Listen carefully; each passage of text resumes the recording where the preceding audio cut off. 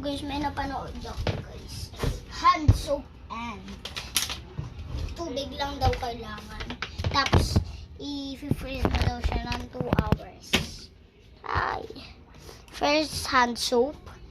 Ito, panoorin ako guys kung paano gumawa. Yung hand soap kasi namin parang jelly siya eh.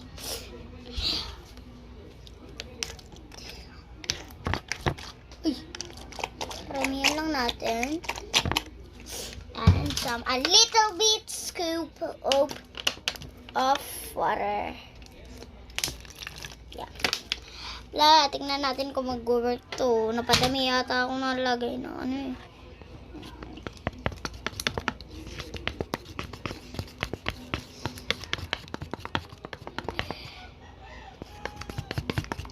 And if i-freeze natin siya, wait lang, dagdagan pa natin.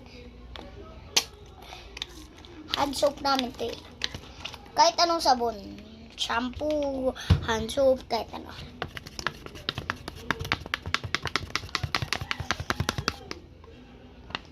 Bye guys. So, 2 hours muna natin i-freeze. See you na lang mamaya or bukas. Bye!